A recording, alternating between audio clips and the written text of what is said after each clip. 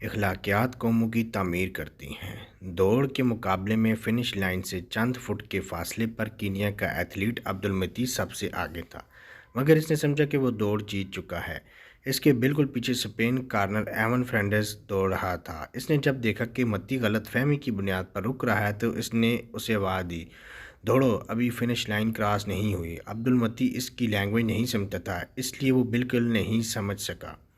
یہ بہترین موقع تھا کہ فرنانڈیز اس سے آگے نکل کر دوڑ جیت لیتا، مگر اس نے عجیب فیصلہ کیا۔ اس نے عبدالمتی کو دھکا دے کر فنش لائن سے پار کروا دیا۔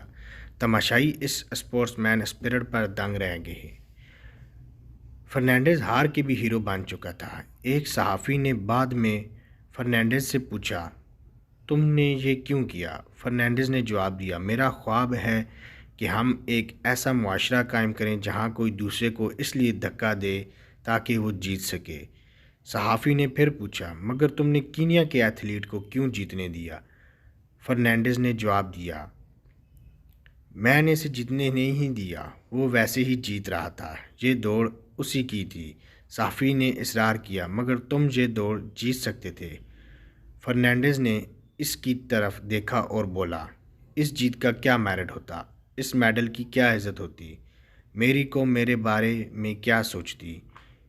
اقتدار نسل در نسل منتقل ہوتی ہیں، ہمیں اپنے بچوں کو کیا سکھانا چاہیے؟ بلا شبہ یہ کہ جیتنے کے لیے کوئی بھی ناجائز طریقہ اختیار نہیں کرنا۔